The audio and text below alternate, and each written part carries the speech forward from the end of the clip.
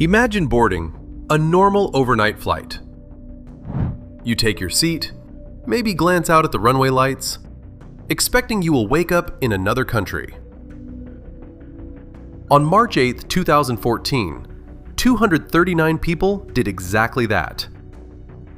And then, somewhere over the South China Sea, it disappeared. In 104 years of commercial aviation, no Boeing 777 had ever vanished without a distress call. Until that night. It was a deliberate turn, and then silence. For 12 long years, families have waited for answers. Investigators have searched some of the deepest oceans on Earth. Still, no clue. But now, there is movement again. The search has taken a new direction, with artificial intelligence, new drift simulations, and a renewed mission by Ocean Infinity. Yes, we bring you the unsolved case of Malaysia Airlines Flight MH370. In calm weather conditions, the Boeing 777 climbs smoothly into the night sky. But at 1:19 a.m., the unexpected happened. 102 seconds later, Malaysia Airlines Flight 370 vanishes from radar. Not because it crashed.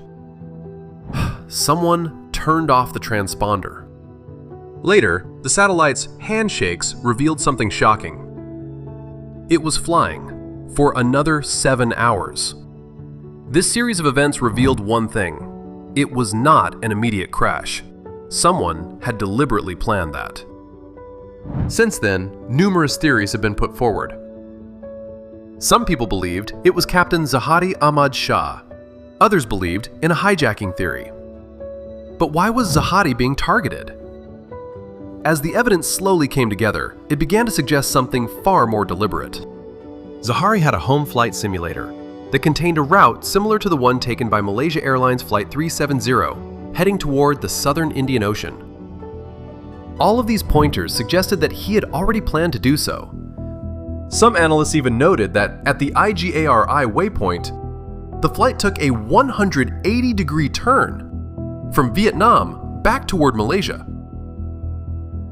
And autopilot cannot do this on its own.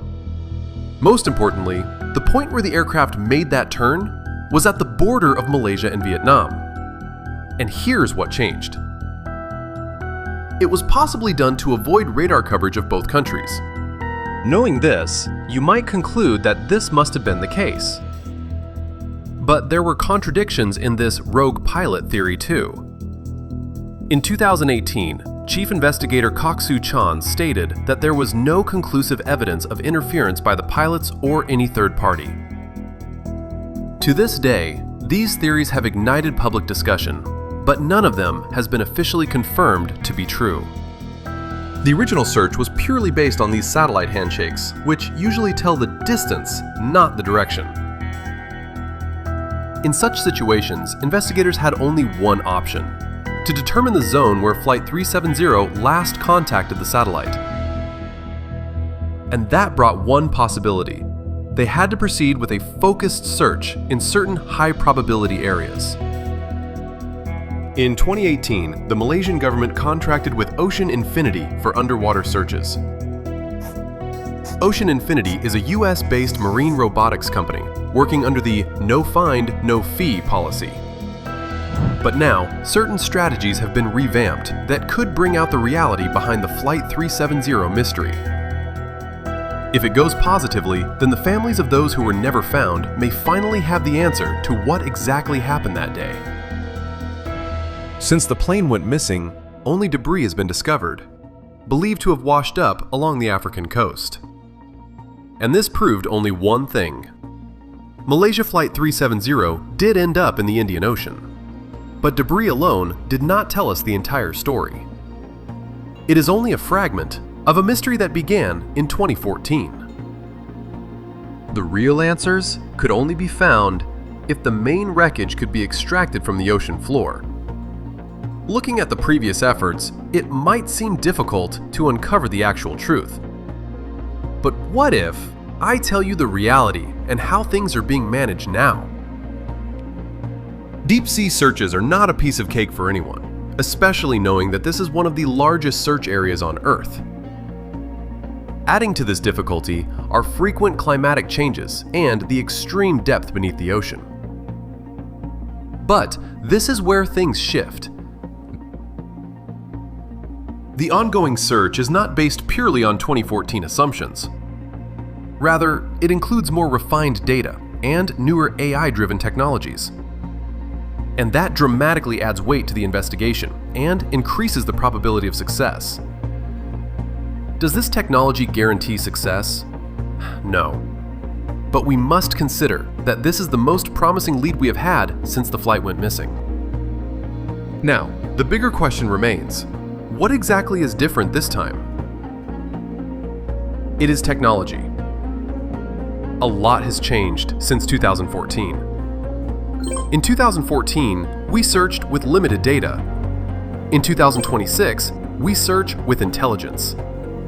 Back then, deep-sea research was advanced, but today, it operates on a completely different level. This time as well, Ocean Infinity will operate under the no find, no fee deal. But the strategies are far different.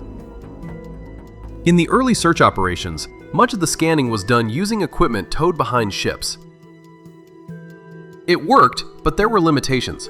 The results were not always precise. The new phase of search operations was scheduled on December 30th, 2025, and it is expected to last approximately 55 days. The search will now focus on a newly identified 15,000 square kilometer high probability area in the southern Indian Ocean, an area that many believe may finally bring answers. For this operation, Ocean Infinity is using advanced underwater robots called Huygens 6000 Autonomous Underwater Vehicles, or simply AUVs. These AUVs are smart underwater drones that can independently dive nearly 6,000 meters deep. And the best part? They are not physically connected to any ship, which means they can scan the ocean floor more efficiently and more precisely. But the real shift came in 2026. They are not sending just one. They are deploying multiple robotic vehicles, each scanning different sections of the seabed at the same time. Now, since we know that Huygens 6000 AUVs work independently, but in reality, is that entirely true? Well, no.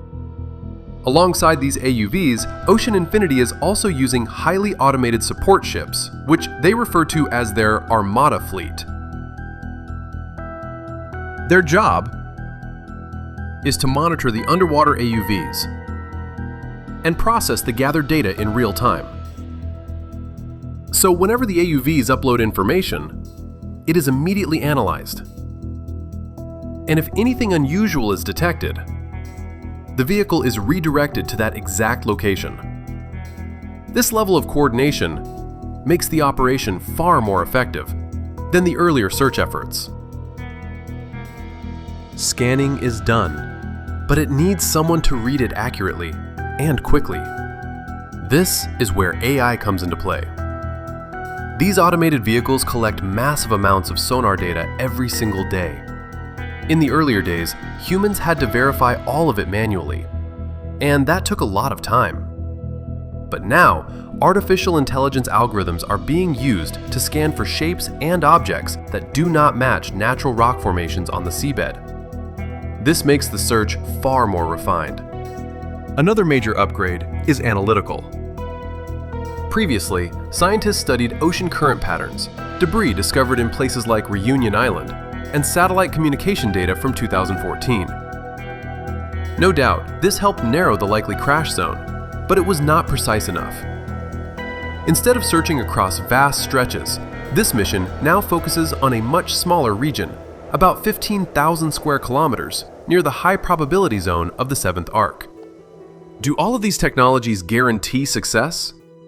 The answer is no. The southern Indian Ocean remains one of the most challenging regions on Earth. Weather conditions across the southern Indian Ocean remain severe, especially during the southern hemisphere winter, from June to September. In the past, These conditions have forced search operations to pause. The depth, the terrain, the weather, all of it makes this mission extremely difficult. But this new search is not the same as 2014. Alongside official investigations, independent researchers like Richard Godfrey have spent years trying to understand what went wrong. His approach was unusual. He analyzed weak radio signals that constantly travel across the atmosphere. When an aircraft crosses those signals, it slightly disturbs them, and that disturbance can be detected. Richard developed a tracking method based on disruptions in weak radio transmissions. That method later became known as WSPR analysis. Based on his calculations, he suggests that MH370 may lie near the top of the 7th arc. He is confident in his analysis and has narrowed the potential search area to within 40 nautical miles.